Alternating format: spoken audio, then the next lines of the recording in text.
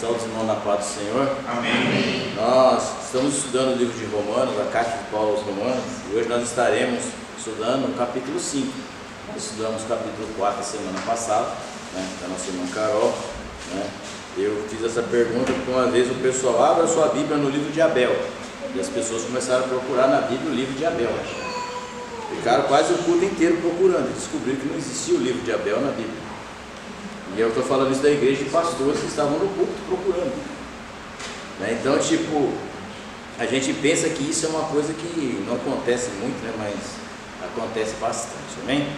Eu vou ler aqui o versículo 1 e o 2, e nós vamos dar uma passada nesse capítulo.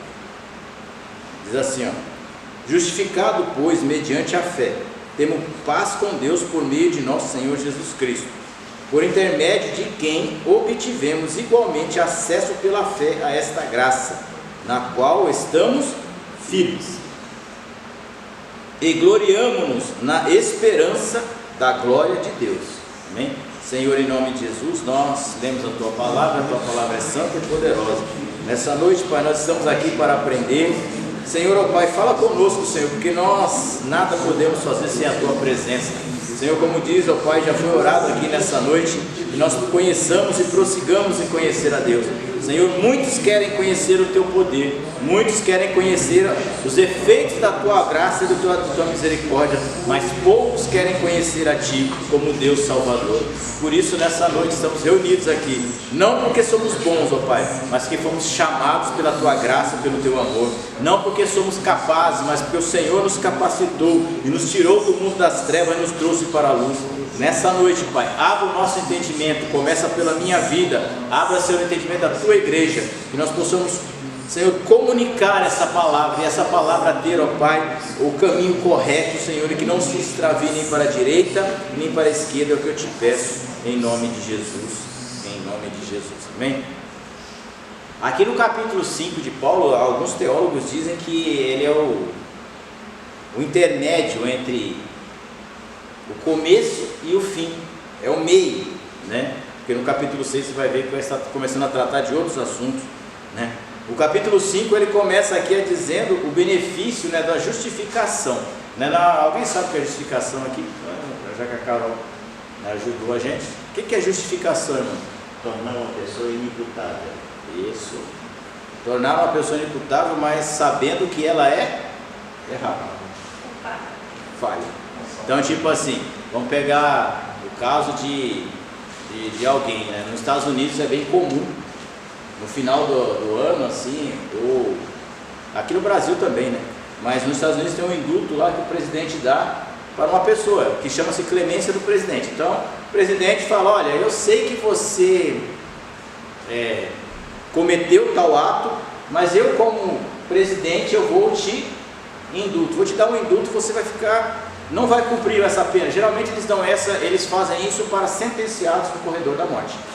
Então a pessoa cometeu um crime que naquele local, naquele estado, ele é passivo de morte.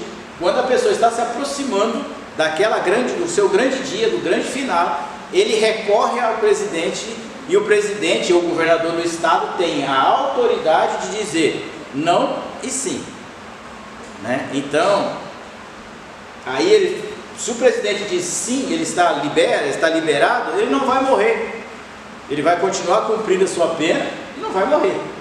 E aí ele foi justificado. O presidente fala, eu tenho poder de justificar, não que você não seja culpado, você é culpado, mas diante de mim a sua culpa já não aparece mais, Então já não tem mais, para mim, aqui nós estamos falando do Senhor, para o Senhor a minha culpa já não aparece mais.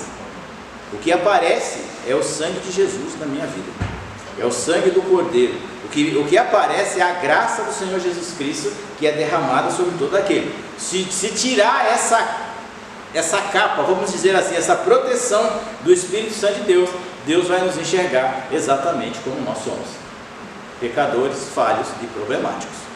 Nós estamos ultimamente, nós estamos vivendo dias difíceis, Eu estava vendo, ontem eu estava indo trabalhar, e aí eu vou ouvindo rádio, vendo notícia que é o trajeto que eu gosto de ficar sabendo o que está ocorrendo. E aí ontem eu fiquei sabendo, né, que teve um terremoto lá na Turquia, até hoje, né, acho que já estava em 3.600, 5.000, até a hora que eu vi estava 3.600 pessoas que morreram, fora os que não encontraram, fora os que estão hospitalizados. Então você imagina o tamanho da tragédia daquele negócio, né? Mais de 3.000 prédios viraram pó, simplesmente pó. E aí a gente trata isso aí e fala, mas por que eu estou tratando isso? Porque, gente, aquelas pessoas, elas viviam as suas vidas rotineiramente, iam para a escola, almoçavam, jantavam, trabalhavam, dormiam, assistiam televisão, entravam na internet, mandavam meme, normal, uma vida normal. Aquelas pessoas, elas provavelmente tinham feito projetos para os seus filhos, para os seus maridos, fazer faculdade, estudar, trabalhar. Aquelas pessoas estavam vivendo uma vida extremamente comum, e ela foi interrompida de uma tal maneira que não teve tempo nem de olhar para trás. Por isso que a gente fala, quando a gente fala de reconciliação, de justificação, nós como igreja do Senhor, nós temos que estar muito atentos. Nós somos justificados pela fé? Sim. Somos justificados pela graça? Sim. Somos justificados pelo amor de Deus? Sim. Mas nós devemos permanecer nessas coisas, porque a gente não está preparado, nem imagina qual é a hora que o Senhor vai nos chamar. Eu posso terminar esse culto aqui, ir para minha casa e glória, morrer. Ou não, eu posso viver 90 anos, mas você sabe se você vai viver isso? Então a gente tem que estar sempre preparado, como se fosse agora, porque a Bíblia diz lá em Hebreus que o dia do Senhor é já, não é amanhã, é já. Então você tem que estar preparado já, né? A gente participamos da Santa Ceia no domingo, e nós temos o hábito de falar, se prepara para a Santa Ceia. A igreja do Senhor, ela tem que estar preparada para a Santa Ceia, para o batismo, para o trabalho, para a escola, para a faxina, para o lazer, para a viagem. Ela tem que estar preparada 100%, 24 horas por dia, porque a Bíblia diz que nós temos que estar vigilante, orar sem cessar. E é fácil fazer isso? Claro que não. Se fosse fácil, todo mundo estava aqui. Não, a gente não pode ser, como diria os pregadores, a gente não pode ser hipócrita. Ah não, é fácil, você vai ficar em oração 24 horas por dia. Quem te falou isso? Você não consegue orar nem 5 minutos, nem 10. Às vezes a gente nem ora, e às vezes a gente até esquece que existe oração. Por quê? Porque a nossa justificação, nós chegamos ao caminho que nós somos justificados, eu já aceitei Jesus e a minha vida está resolvida. Não, a sua vida não está resolvida, a sua vida está encaminhada, ela vai ser resolvida quando você chegar no céu. Até então, você está em processo de caminhada para o céu, e você tem que fazer seus exercícios diários. E aí Paulo vai começando aqui a tratar qual é o benefício da justiça. Quem é que imagina, irmãos, qual é o benefício da justiça? Porque, se não me engano, você já até falou um dia na tua vida, do que me adianta ser justo se me tratam com injustiça? Então quem é que nunca fez um favor para alguém aqui, quando precisou daquele alguém,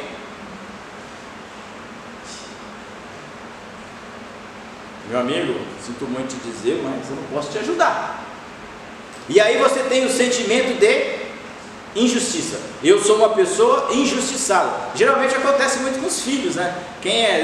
As pessoas que têm filhos, né? Os pais, né? Por exemplo, eu já fui filho um dia, então eu sei que também, né? Eu não tenho filho, mas eu já fui filho, né? Então, tipo assim, de vez em quando a minha mãe não deixava eu ir naquele lugar, e eu ficava muito bravo. Pensa num cara bravo. Mas eu ficava bravo dentro de mim, porque se eu apresentasse que eu estava bravo, eu acabava a minha braveza. Então eu ficava bravo, mordendo as paredes, beliscando os cantos, mas eu não falava nada, porque eu sabia que se eu ficasse e me demonstrasse uma braveza, minha mãe era bem mais brava que eu, como a Bíblia diz, um valente só sai quando o outro valente chega. Então a minha mãe era mais valente que eu, né? Então a gente tem esse é um texto, tá? É bíblico isso. Então a minha mãe, mas eu ficava com raiva, me achava injustiçado, porque eu tinha 12 anos e achava que eu pensava, que eu conhecia, que eu sabia tudo, e eu não sabia nem escovar os dentes, né? Para ser bem básico. Então nós como crentes, como cristãos, às vezes a gente se define nessa coisa do justificado e esquece que nós temos que nos manter justificado, porque existem regras para se manter justificado. Não é qualquer, você é justificado, está resolvido o seu problema. Não, se você cometer um outro delito, você volta para o estágio original. Então a gente trata isso, né, que aí eu vejo muito crente, eu sou justificado, eu vivo na graça. Glória a Deus por isso. Fico feliz da vida. Então mantenha-se. E para manter-se na graça, obediência. Obediência a quem? Ao Afonso? Não. Obedeça a palavra. Obedeça a Romanos 5. Obedeça o livro de Romanos. Você já está meio caminho andado para ir para o céu, né? Se nós conseguíssemos obedecer a esse livro completamente. E aí Paulo fala assim: quais são os benefícios da justiça? Se nós parássemos para pensar, quando a gente trata de injustiça, a gente sabe quais são os maus, sabe? Tipo assim, seu cartão foi clonado, lá na maquininha do metrô, você estava com o Nubank com R$50 de crédito, e o cara passou com a maquininha e levou seus 50. Você está indignado, porque ocorreu uma injustiça. Quantas vezes nós recebemos, às vezes até mesmo na igreja, eu recebi uma injustiça, né? O pastor Paulo falou uma coisa aqui há mais ou menos 2 anos atrás, que eu não me esqueço, irmãos. E ele fala que quem sai da igreja por homens nunca entrou por Cristo. Nunca esqueço isso, é um ensinamento que eu vou levar para a minha vida inteira. Quem sai da igreja por causa de homens nunca entrou por causa de Cristo. Então a gente acha que eu sou injusto, mas o irmão foi injusto comigo, a irmã foi injusta, o meu chefe foi injusto, né? Eu preciso ganhar mais, eu preciso receber, eu preciso de mais atenção, a minha mãe dá mais atenção para um do que para outro, meu pai trata, eu estou sendo injusto. E se Deus nos olha, se eu olho para Deus e eu vejo só as injustiças de Deus, Deus não me deu trabalho, estou procurando emprego. Deus não me deu isso, Deus não me deu aquilo, Deus não me deu aquilo outro, Deus não me deu a esposa que eu queria, não me deu o marido que eu queria, não me deu o trabalho que eu queria, não me deu o ministério que eu queria, porque tem crente que quer o ministério que ele quer. Mas será que é esse o ministério que Deus tem para a tua vida? Então eu me acho injustiçado, mas a justiça de Deus, quando a gente vê os benefícios da justiça, é o seguinte: a justiça ela traz para nossas vidas o que? Paz. Não é uma paz qualquer, é a paz que excede todo o entendimento. Porque mesmo quando, por exemplo, se nós passássemos para imaginar aqui, se eu fosse uma pessoa procurada pela justiça, eu teria paz? Não? Eu sairia na rua aí de cabeça aberta, Pai do Senhor, irmão, tem uns caras de pau que faz, mas tudo bem, mas uma hora ele cai, né? Já vi vários. Irmão, Pai do Senhor, tudo bem? Glória a Deus, hein? Foi expulsar capeta, onde fui? Glória a Deus. Procurado por homicídio, procurado por tráfico, procurado por estupro. Essa pessoa, ela nunca anda em paz, nunca. Ela nunca vai andar em paz, ela nunca vai sentar no restaurante comer, ela nunca vai pegar o carro, ela nunca vai tirar documento em paz. Por quê? Porque ela vai sofrer o quê? As consequências. Quais são as consequências? As consequências de acordo com o delito que ela fez. A mesma coisa é nós com Deus. Quando nós recebemos a justiça de Deus, nós temos livre acesso ao trono do Pai. Aí fica fácil. Porque você era inimigo de Deus. Qual é o benefício da justiça? Eu me torno amigo de Deus. E isso faz uma grande diferença. Se você fizer um paralelo para o mundo, é assim: acho que todos nós que estamos aqui nessa noite, nós podemos andar de cabeça erguida, entrar em qualquer lugar e sair, e ninguém pode falar nada conosco, a não ser que você vai entrar numa propriedade particular, e você sabe que ali é particular. Mas caso contrário, eu posso pegar meu carro, eu posso viajar para os Estados Unidos, eu posso viajar para a França, eu posso viajar para a Bahia, eu posso ir para onde eu quiser, porque aonde eu chegar, eu sou uma pessoa justa. Todos nós aqui podemos fazer isso. A mesma coisa com Deus. Deus, aonde nós vamos, nós somos justificados. Quando eu sou justificado, Deus está falando assim: você pode entrar no Santo dos Santos, você pode ver os querubins, você pode viajar no céu, você pode beber da fonte da vida, você pode mergulhar no rio da vida, você é justo. E a gente não para pensar isso. Quais são os benefícios de ser justificado? Da justiça. Quando a gente é justo, andamos em justiça diante de Deus, nós temos privilégios. Privilégios com responsabilidades. Todo mundo fala que Deus é amor. E está escrito. Tem até uma igreja que chama Deus é amor. Porque está escrito, Deus é amor. 1 João. Mas o amor, aí tem esse aí também é outro ensinamento que eu aprendi na escola pastoral em 1990 alguma coisa. Faz tempo, não, já, mas foi em 98 isso. Eu lembro disso até hoje. O pastor lá que dava aula, ele falou: gente, todo mundo acha gostoso ouvir que Deus é amor, mas não existe amor sem justiça. A justiça precede o amor. Aí eu pensei bem comigo, esse cara deve estar falando alguma coisa que eu não sei, mas é verdade. Pensa comigo, quem ama, bate? Não. Marido, eu sou apaixonado pela minha esposa, todo dia eu soco ela, espanco ela, penduro de cabeça para baixo, pego um taco de beisebol e faço dela um saco de pancada.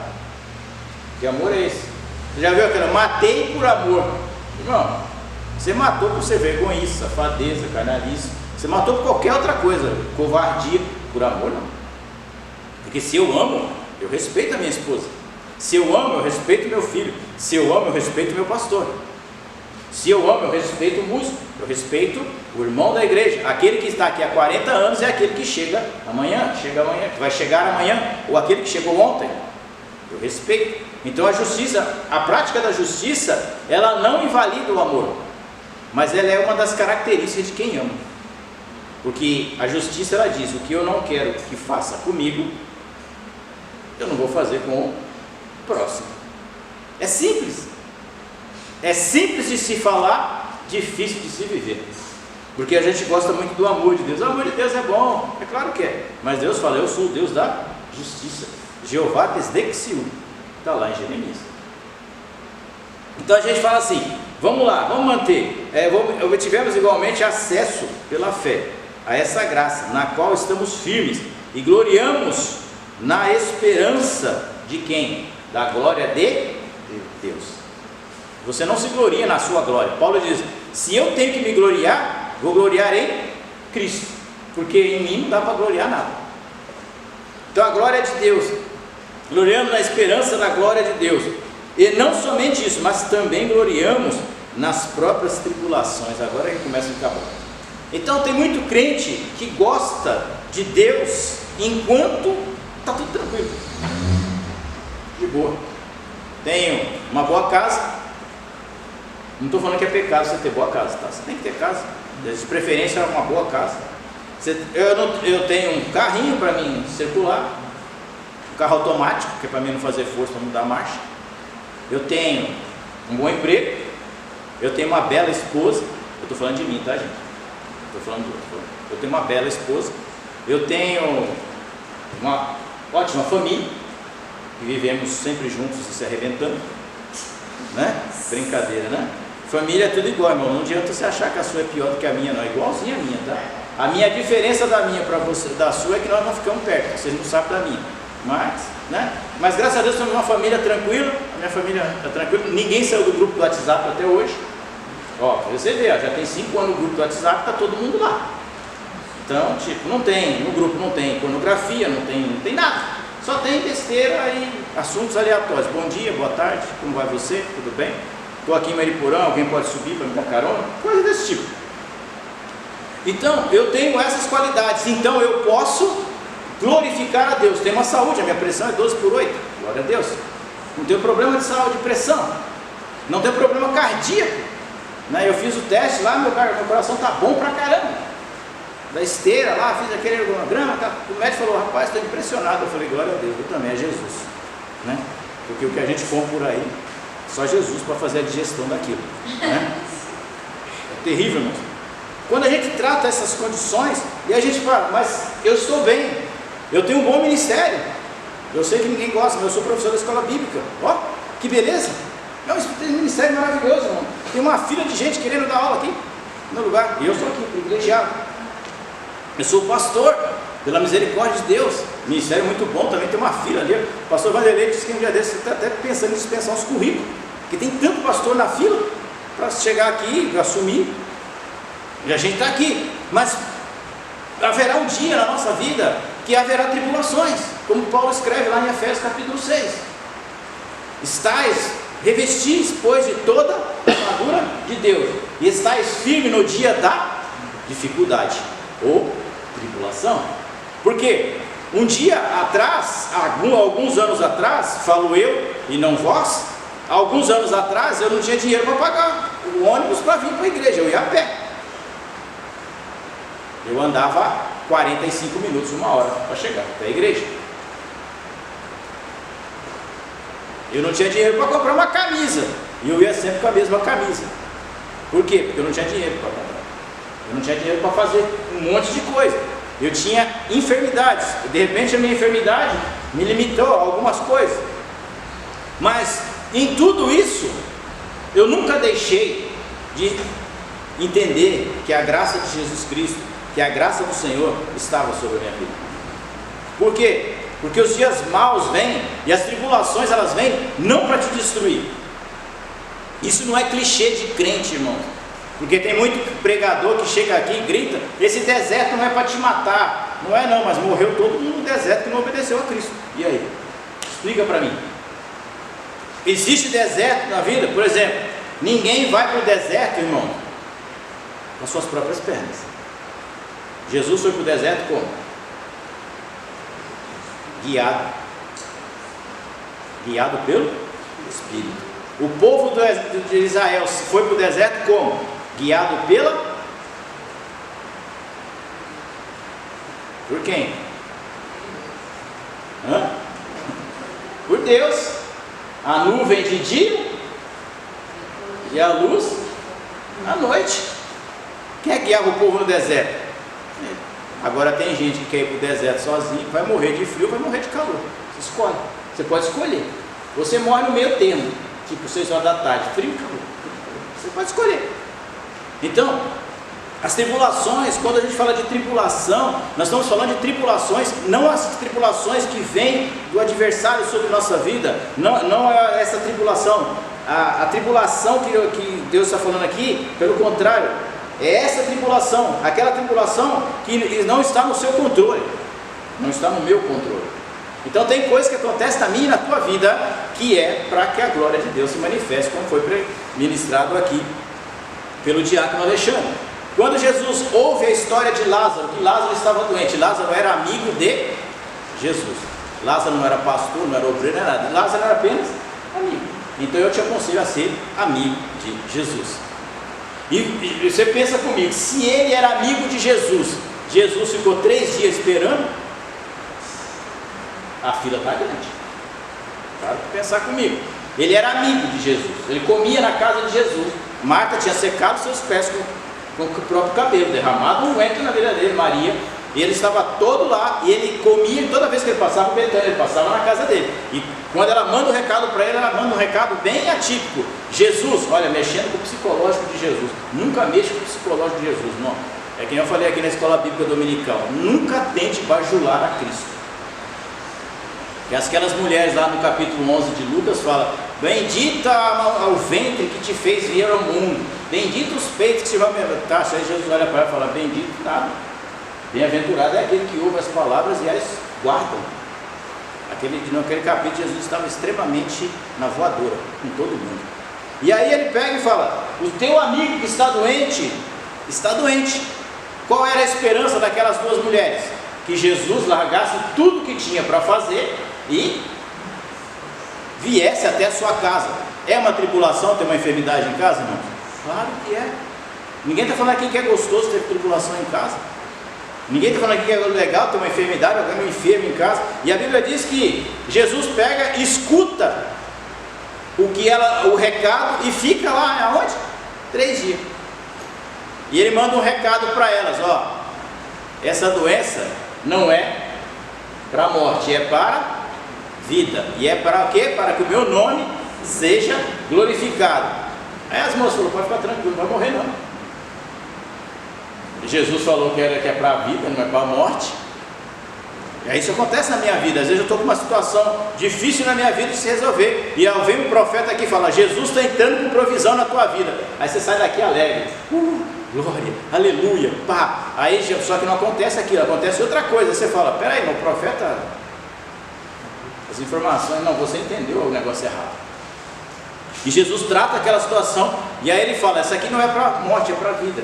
Mas aí quando chega, Jesus volta, passa 3 dias, Jesus fez o que tinha que fazer naquele local, está voltando, a primeira pessoa, Marta, sai correndo, como sempre, ela estava sempre correndo, em algum lugar, ela deveria ser maratonista, chega correndo e fala para Jesus, mestre, cai aos pés dele e fala, mestre, se o Senhor estivesse aqui, o meu irmão não tinha morrido. O Senhor falou que era para a vida, mas ele está morto. E ela pega e volta. Aí Jesus fala, vai, fica em paz, fica tranquilo, sou eu, estou chegando aqui, fica em paz, sou eu. E aí a Maria vem e faz a mesma situação. Se eu estivesse aqui, o meu irmão não tinha morrido. O Senhor falou que era para a vida. Não é uma tribulação tão grande assim. E a Bíblia diz que Jesus chega na casa, e é engraçado, irmãos, atrás de toda a promessa de Deus vai ter sempre alguém chorando. Pensa comigo. Jesus falou que era para a vida. Quem é que estava lá chorando? As carpideiras. Pessoas contratadas para chorar. Choraram tanto que até emocionaram Jesus. Jesus chorou. Jesus pegou e falou, mano, que choro legal, mano. Essa mulherada é treinada mesmo, profissional do choro. Foi lá e pegou e falou, Marta, aonde está teu irmão? Está lá na caverna, enterrado. Mestre, aí as próprias irmãs já disseram o quê? Mas eu sei que ele vai ressuscitar no último dia, a vida eterna, para a glória a Deus, amém, aleluia e tal. Ele falou, Marta, onde é que está o meu amigo? Está na caverna. E ele fala, então vamos até lá. Ela fala, não, Senhor, agora não precisa mais de milagre, não, ele já morreu, deixa em paz, deixa descansar. E aí Jesus pega e fala, tira a pedra. Tiraram a pedra, porque a pedra era humana, foi colocada por homens. Jesus, o cara tirou a pedra e deu um gritinho lá de dentro, Lázaro, vem para fora. E Lázaro saiu todo enrolado numa múmia, porque ele foi mumificado, saiu pulando. Então, meu irmão, é o seguinte, quando Jesus fala que tem vida, não importa se você está atado, enrolado, amarrado, quebrado, enterrado, não importa, você vai sair arrastando para fora, porque Jesus falou para você vir. E não tem conversa, acabou. E os teólogos dizem, os estudiosos dizem que Jesus chamou pelo nome, porque se ele falasse mortos saem para fora, não ficavam mortos dentro das covas. Por isso que ele falou, Lázaro, sai para fora. E Lázaro saiu lá pulando, eu não sei como, também não estou lá para saber, mas só sei que ele saiu. E Jesus olha para as mulheres, para suas irmãs e diz, tira-lhe as ataduras. Irmão, foi tão notório aquele negócio que a casa de Lázaro virou ponto turístico em Jerusalém. Todo mundo, você é o cara que morreu? Não, é meu primo ali. Você é o cara que morreu? Não, é meu primo ali. Virou ponto turístico a casa dele. As pessoas lá faziam romaria para ver. Havia a casa, ver se Lázaro mesmo estava vivo. Então, aquilo lá se tornou o quê? Um símbolo da ressurreição. E Jesus aqui, ele fala assim, olha, as tribulações, Deus também opera nas tribulações. Na minha e na sua. Não sei qual é a sua, eu sei quais são as minhas, mas eu sei que Deus trabalha nelas. Porque haverá um dia na tua vida que você vai olhar para a sua tribulação, e eu vou olhar para a minha tribulação, e ela vai servir de escada para alguém subir. Eu vou falar para as pessoas, olha, um dia eu passei pela mesma condição que você passou. Um dia eu fui enfermo, Jesus me curou. Um dia eu não tive dinheiro, Jesus me abençoou. Um dia eu não tinha família, Jesus me deu uma. Um dia eu não tinha nada, Jesus me deu tudo. Glória a Deus, aleluia. Por quê? Para a glória de Deus. Aí nós trabalhamos a tribulação. E ele diz, a glória, não somente isso, mas também nos gloriamos nas próprias tribulações. Sabendo que a gente fala assim, mas o que eu ganho em passar a tribulação? A primeira coisa dela aqui, a tribulação produz perseverança. Porque você pensa comigo, se você está numa tribulação, o que você se agarra? A fé, a Jesus. Eu estou passando, estou precisando de emprego, Senhor, estou há 2 anos desempregado, mas eu creio que em nome de Jesus eu vou perseverar, eu vou entregar currículo, vou sair por aí que nem maluco, vou distribuir currículo, vou dar um jeito. Então, a primeira coisa que a tribulação faz é você perseverar em Deus. E aí você me pergunta, e aqueles que desistiram? Eles não têm fé. Porque se você ler aqui, ele está dizendo, pela fé, então você consegue vencer as tribulações. A tribulação produz perseverança, a perseverança produz experiência. Irmãos, não existe como você explicar alguma coisa para alguém, algum assunto específico, se você nunca tem vivido aquilo. Ah, Senhor, eu vou orar aqui porque eu vou orar aqui para você receber um emprego. Mas você já ficou desempregado na tua vida? Você é filho do Cristiano Ronaldo? Não. Eu nunca fui, não sei nem o que é mandar um currículo. Meu papai me sustentou, minha mãe me dá, mas estou de boa. Eu nunca sei o que é andar de chinela havaiana furada, com prego, nunca fiz isso. Então, para que aconteça esse tipo de coisa, você tem que ter experiência. A tribulação traz experiência. Embora nós não gostamos dela, se você pegar no deserto, a tribulação trouxe uma experiência para o povo. Qual é a experiência? A experiência de que Deus estava perto o tempo todo. Qual foi a experiência que o povo teve no deserto? Água da rocha. Qual foi a experiência que Deus teve no deserto? Codornizes. Qual a experiência que Deus teve no deserto? Maná que caía do céu, coluna de fogo de noite, nuvem de dia. As pessoas não morriam, o sapato não envelhecia, como diz aquela música, né? E está lá escrito no livro de Hebreus. Então são experiências. Irmãos, não achamos que nós vamos conseguir pregar o Evangelho se nós não tivermos experiência de vida. E tem algumas experiências de vida que só vêm com cabelo branco. Eu sempre digo, nós ficamos velhos cedo demais e sábios tarde demais. Por quê? Porque ela produz experiência. A tribulação produz, a perseverança produz experiência, e a experiência produz esperança. Qual é a minha esperança e a sua esperança? Falando no mundo espiritual, e morar no céu. Então as tribulações dessa vida me diz que eu vou morar no céu, e ponto. A experiência produz esperança. Agora vem o versículo 5. Ora, a esperança não confunde, porque o amor de Deus é derramado em nosso coração pelo Espírito Santo que nos foi outorgado. Em outras palavras, Jesus está falando assim: sabe por que você não perde a esperança? Porque o Espírito Santo de Deus que foi derramado como selo na tua vida, na minha vida, não me deixa ser confundido. A Bíblia diz que Satanás é o nosso adversário, está ao nosso derredor, rugindo como um leão, procurando a quem possa tragar. Em João, Jesus diz: se possível for, Satanás, não é João, Paulo descreve, se possível for, Satanás enganaria até mesmo os escolhidos. Se fosse possível, mas não é possível. Por quê? Por causa desse texto aqui, porque o Espírito Santo de Deus que nos foi outorgado nos diz que a esperança que Cristo voltará e reinará é maior do que as nossas tribulações.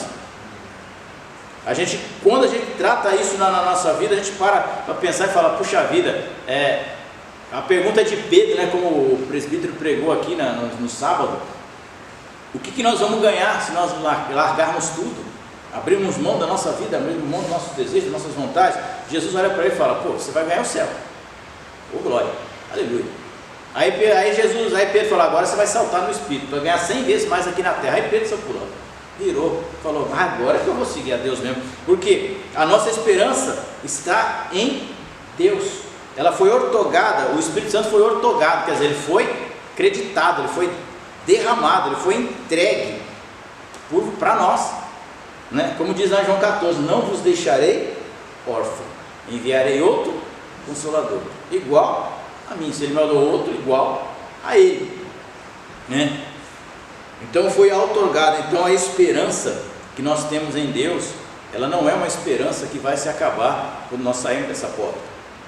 Não é esperança que vai se acabar quando de repente o gás de cozinha acabar 8 horas da noite e você o botijão estiver vazio. Já aconteceu comigo. E eu me joguei meu micro-ondas fora. Então você pensa, vou ligar para comer alguma coisa, né? Não tinha nem como fazer comida. Aí um dia desse fui fazer um doce em casa. Eu cheguei e tive a triste conclusão: não, fui fazer um bolo, agora estou entrando no ramo de bolo, né? Fui fazer um bolo de milho lá em casa, lá, minha cobaia ela disse que tá bom. O doce falou, tá bom. Eu peguei e fui fazer o bolo, cheguei em casa e falei, o bolo ia 2 xícaras de açúcar. Vocês podem acreditar, eu olhei em casa, só tinha 2 colheres. Falei, puxa vida, não vai dar para fazer o bolo. Falta 2 colheres, 2 xícaras de açúcar, como é que eu vou conseguir isso aí? Eu tive que esperar no outro dia, ir lá no mercado e comprar o açúcar. Por quê? Para que eu fizesse o bolo, eu conseguisse fazer aquilo que eu desejava. Mas no caso da salvação, não. Eu tenho plena convicção que se eu morrer hoje, eu vou para o céu. É a plena convicção. Porque se eu não tivesse a convicção no meu coração, eu nem preciso subir aqui. E nem preciso vir aqui também. Vou fazer o que aqui? Vou ocupar lugar? Não, vou atrapalhar a vida de alguém. Então nós, por isso que Paulo está falando, essa fé, essa esperança que você tem da volta de Cristo, da vinda de Cristo, que Cristo vai resolver o seu problema, ela não vem de vós, ela vem do Espírito Santo que está em vós. Paulo diz, vocês foram selados, né? Aí a Bíblia diz que nós temos o penhor do Espírito Santo. O que é penhor, irmão? Empréstimo. Deus emprestou o Espírito Santo para nós usar. Pensa comigo, irmãos, a gente não empresta nem o carro, não gosta de emprestar nem nada. O Senhor emprestou o Espírito Santo. Enquanto o Espírito Santo estiver com vocês, a esperança da salvação está cravada no coração da igreja. E a pessoa pensa, a igreja vai acabar. A igreja não acaba, porque o Espírito Santo de Deus está no meio da igreja. É Ele que rege. Mas está gente indo embora. Não importa. A igreja nunca vai fechar, porque quem rege essa igreja é o Espírito Santo de Deus, né? Porque Cristo, quando ainda nós éramos fracos, aí vem pela justiça. Aí Paulo começa a trazer um paralelo. Quando nós estávamos mortos, tem algumas traduções que é mortos, quando outras traduções é pecados, e aqui a minha tradução diz, quando nós ainda estávamos fracos, Deus enviou seu Filho para morrer por nós.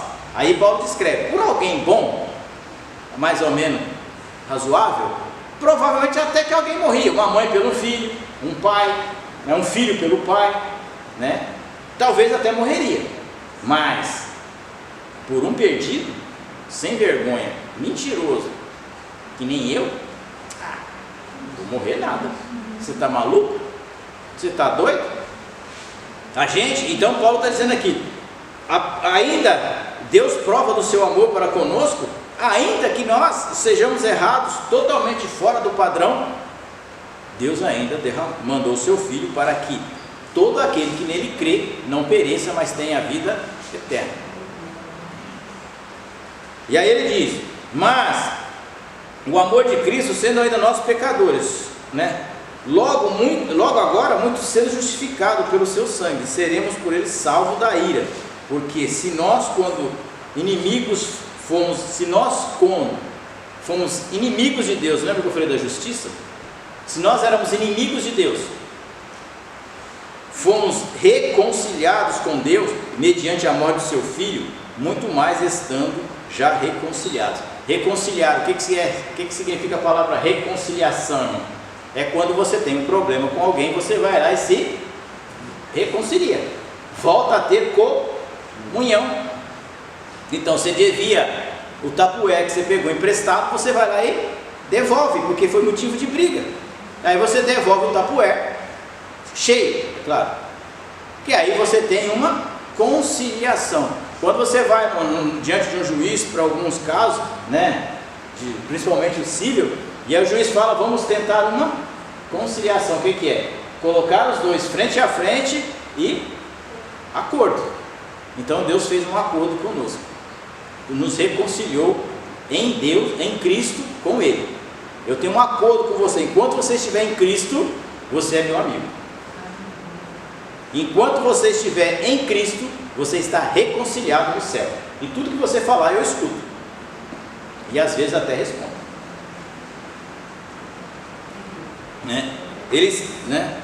Quando fomos inimigos, somos reconciliados. Já reconciliados, seremos salvos pela sua vida. E não apenas isso, mas também nos gloriaremos em Deus, por nosso Senhor Jesus Cristo, por intermédio de quem recebemos agora a reconciliação. Então nós vamos gloriar em Deus, por quê? Porque Deus é bom. Porque através de Deus, Ele preparou o seu Filho como sacrifício, vivo, para que nós pudéssemos receber a graça e a salvação. E a gente trata esses assuntos, a gente para pensar e fala, mas às vezes a gente é ingrato com Cristo, né, irmãos? Às vezes a gente é bem ingrato com Deus. Se você ler esse negócio aqui e meditar bem, você foi reconciliado. Você tem direito a abrir a geladeira de Deus, pegar lá o que você precisar para comer. Você tem direito a entrar no Santo dos Santos e falar com Deus. Não é pouca coisa não, irmãos. Você tem direito, reconciliado. Você agora tem direito, é como o Jardim do Éden, você pode falar com Deus da mesma forma. E às vezes a gente esquece disso, que Deus nos reconciliou. E às vezes até o pecado que Satanás fez nós escravos lá no passado, vem na nossa cara e diz, você não pode falar com Deus. Você não tem autoridade, você não tem autoridade para falar com Deus. E aí nós usamos a parábola do filho pródigo. Esse estava morto, foi reviveu. Estava perdido, foi achado. É um vaso, é meu filho. Então, irmão, quando o Satanás vier na tua orelha falando que você não tem direito, você fala, eu fui reconciliado com Deus através da cruz, da morte de Cristo. Eu posso falar com Deus a hora que eu quiser. Satanás, você não pode, mas eu posso. Satanás odeia quando a gente fala com Deus, não, porque esse é um privilégio que só eu e você tem. Então use ele, fale com Deus, conte suas queixas, conte suas alegrias. Deus quer ouvir. Desde aquele negócio mais bobo lá que você fez até a coisa mais importante. Deus está lá para te ouvir. Deus gosta de conversar conosco. Deus gosta de conversar com seus filhos. Diferentemente de nós, muitas vezes chegamos em casa, damos um tablet para o filho ir brincar e jogar, porque a gente não quer ouvir a cara dele, porque a gente não aguenta mais ele. Deus não. Todas as vezes você chega, Deus fala, e aí filho, beleza, beleza. Deus tem todo o tempo do mundo para nos ouvir, irmãos. A eternidade para nos ouvir. Eu sempre brinco, quando eu chegar lá no céu, eu vou fazer uns 3 milhões de perguntas para Deus. Eu vou ter todo o tempo do mundo. E Deus sabe tudo. Então Ele vai me dar todas as respostas, que eu não tenho aqui. Como Paulo diz, hoje nós o vemos por espelho. Nós em parte profetizamos, em parte cremos. Mas lá nós o veremos como Ele é. Aí é que eu vou fazer as perguntas. Aí é que o negócio, aí eu vou falar, gente, fica na fila aí que eu vou perguntar aqui. Não que ele é um presente para poder responder todo mundo, Não vai ter um filho predileto, Sei lá. Mas ele me chama de menino dos olhos, então estou levando crédito. Então, portanto assim, aí vem a aplicabilidade da justiça. Quando a gente fala de justiça, a justiça ela serve para se aplicar a algum ato delituoso e nos trazer de volta ao estado original de comunhão com Deus. Então ele diz aqui, aí o versículo 12 está dizendo aqui, até o 17 está dizendo assim, se por um homem o pecado entrou no mundo, esse homem é Adão. Quem pecou não foi Eva, tá, irmão? Foi Adão. Tá, só para informar vocês aí, os pregadores de plantão, quem pecou, aqui, quem pecou foi por um homem, o pecado entrou no mundo. Não é, mas é que não tem não, o pecado entrou no mundo pelo Adão. Está escrito. Agora se vocês quiserem brigar com Deus, fica à vontade. Está lá em cima, pode, vai lá e briga com ele. Eu não aconselho, mas se quiser, fica à vontade. Então o pecado entrou no mundo por um homem. E aí Paulo diz, se a morte reinou por um homem, o versículo 14, a morte e o pecado, porque a morte ela durou de Adão até Moisés. Por quê? Porque em Moisés apareceu a lei. E ele diz, mesmo aqueles que morreram sem pecado, receberam a punição do pecado, que é a morte. Aí Paulo descreve lá em Coríntios 15, 55, Se não for me engano, 54, 55, 56, ó morte, onde está o teu aguilhão, ó morte, onde está a tua vitória? Tragada foi a morte pela vida, isso é, em Cristo Jesus. Então aí Paulo pega e traz essa comparação e diz: se por um homem entrou a morte no mundo, a morte só poderia sair por um outro homem. Por quê? Eu sempre falo, as pessoas, por que Jesus morreu na cruz? Ele sabia. Porque Jesus tem a autoridade de dizer para você: não adianta você chorar, porque essa luta não é o suficiente, porque eu sei o tanto que você consegue carregar, porque eu carreguei, eu levei nas costas, chicotado, cusparada, fui zombado, tudo que você puder imaginar, que a sua vida é ruim, eu passei primeiro, e muito pior do que você, porque eu morri por você. Então a autoridade de Cristo está dizendo. Aí Paulo fala assim: a morte é um dos pecados, mas Paulo fala, pela redenção de um, são vários os pecados que são perdoados, não só a morte, porque a morte seria fácil, irmãos, quando você estiver lá na sua última, sabe aquele último, mas Senhor, me perdoa, morreu, beleza, acabou. Mas e os outros pecados que você comete? A gula, mentira, feitiçaria, idolatria, vamos por aí, deixa para lá, vamos parar por aqui.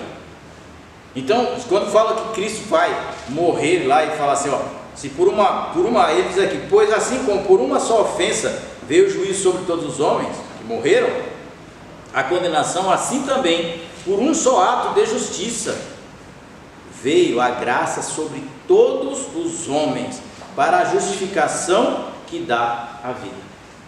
Então a gente trata esse assunto aqui, a gente pega e fala assim: por que a morte veio? A morte veio por um homem, entrou, o pecado destruiu só o homem? Não, ele destruiu, o pecado destruiu a terra, os animais, tudo que você imaginar. Você acha que aquecimento global é que o homem está cortando o mato? Não, é pecado.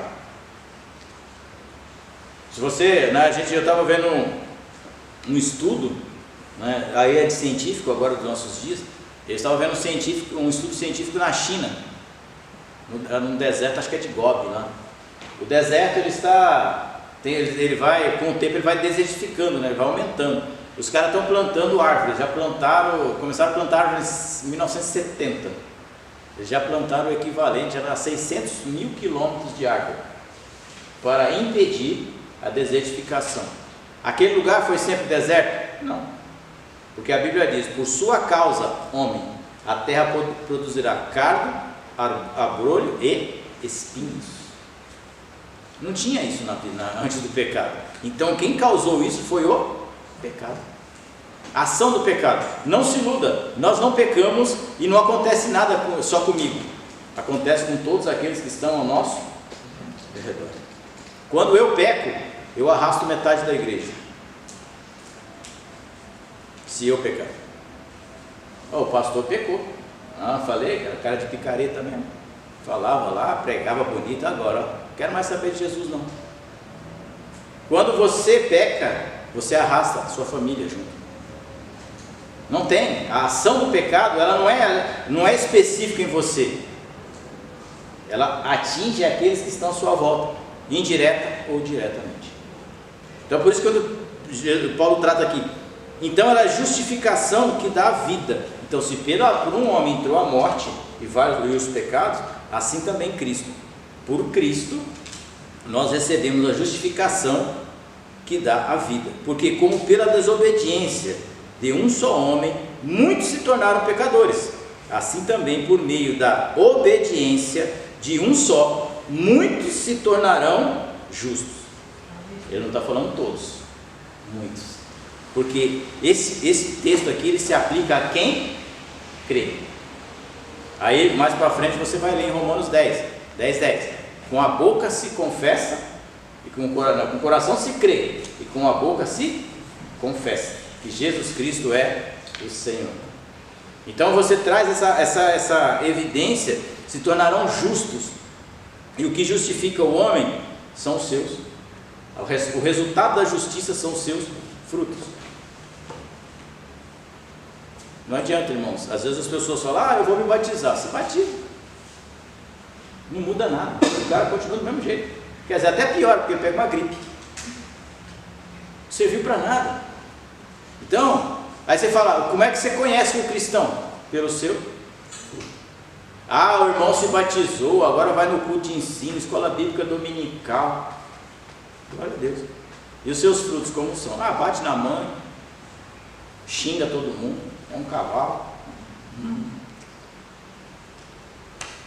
Então, alguma coisa está errada. Ah não, mas ele era muito pior, irmão. Ele era muito pior. Gente, uma vez eu ouvi isso. Não, o cara era crente.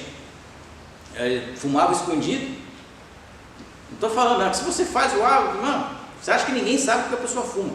Eu consigo sentir o cheiro de cigarro, mas da minha casa aqui. Eu sou ex-fumante. Então, você pode chupar bala de anil, bala de menta, bala de dum-dum, você pode chupar a bala que você quiser. Não vai sair o cheiro, porque o bagulho gruda na roupa. É que nem você comprar carro de quem fuma. Você entra no carro, você fala, mano, que carro fedorento, mano, manda higienizar. Isso é higieniza, o bagulho não sai. Por quê? Porque está impregnado ali, não sai. Então as pessoas, aí a pessoa, não sei o que, falou para mim, não, você tem que entender, ele era bem pior do que é hoje. Eu falei, então era o próprio capeta, né, mano? Porque, tipo, se é assim, na igreja está ruim, você imagina sem igreja, sem Cristo. O que essa pessoa fazia? Até o diabo corria. Fala, pô, isso aqui não tem nada comigo não, Deus, ó. Isso é B.O. seu. Então, a gente fala, aí Paulo está falando, muitas pessoas se tornarão justos na obediência de um. Obediência de um. Quem? Jesus Cristo, Senhor dos Senhores, Rei dos Reis. E aí ele diz aqui para a gente encerrar. Prometo que nós encerramos no horário hoje. E aí ele diz: sobreveio a lei para que avultasse a ofensa. Quer dizer, a lei te acusou o pecado. A lei não está aqui para te isentar do pecado, ela está para te apontar e te dizer qual é o castigo, né? Como a Carol ministrou aqui semana passada. Reinou pela morte. Desculpa, deixa eu pegar aqui. Sobreveio a lei para que avultasse o pecado, quer dizer, que para que se transparecesse o pecado, a ofensa, né? Mas onde abundou o pecado, superabundou a graça, a fim de que como o pecado reinou pela morte, assim também reinasse a graça pela justiça para a vida eterna, mediante Jesus Cristo, nosso Senhor. Então, o Paulo está dizendo aqui, de uma maneira bem simples, está dizendo assim, aonde o pecado dominou, superabundou a graça de Deus. Aí no outro texto ele fala, deveremos viver pecando? De forma alguma. Não entra nesse texto sem orientação de profissional, que você vai se dar mal, né? Então, tipo, a superabundou a graça, essa era uma heresia que se pregava, né? Lá tem um pessoalzinho que aborrecia os apóstolos, agora eu esqueci o nome deles.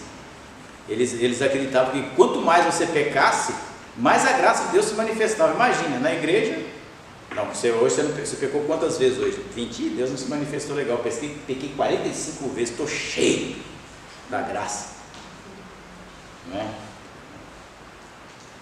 Não tem lógica, né? Aí Paulo fala, onde superabundou a graça. Quer dizer, não é que o pecado ele veio de uma maneira que prendeu o homem, afastou o homem de Deus, colocou o homem numa gaiola.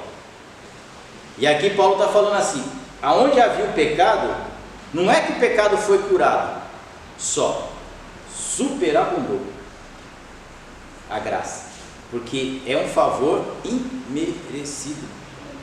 Aonde você for, aonde eu for, a graça de Deus nos acompanha, porque merecemos? Não, porque é muita graça, é muita misericórdia, é muito amor de Deus para com nossas vidas.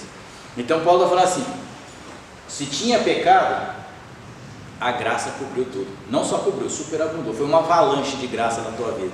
É como você está na neve, dá um tiro, vem aquela avalanche de graça, e você ficar por baixo dela e falar, agora nada pode me alcançar, nada pode me pegar. Por quê? Porque eu estou debaixo da graça de Deus. Se o pecado foi avultado na minha vida pela lei, e a lei me dizia que eu não podia pecar, a graça está me dizendo que eu tenho livre acesso ao Pai. Se a lei me diz, se o pecado me diz que eu não poderia ser amigo de Deus, aonde abundou a graça de Deus. Está me dizendo, você tem livre acesso ao trono do Pai, livre acesso ao trono de Deus. Então nessa noite que você entenda isso, que a justificação pela fé, né, a justiça de Deus, ela tem um papel fenomenal nas nossas vidas, e que nós nunca devamos esquecer disso. Talvez daqui a 20 anos você vai estar lembrando disso, talvez eu nem esteja mais aqui no meio de vós, eu esteja na glória, mas você um dia vai entender, falar, eu tenho que andar justificado 24 horas por dia. É 24 horas, irmão, até quando você está dormindo. Pede a Deus, me ajude, me proteja, que assim nós vamos conseguir vencer. Amém? Nós vamos colocar de pé. Ficou alguma dúvida aí, irmãos? Se ficou alguma dúvida, a Carol vai estar aí na próxima terça-feira.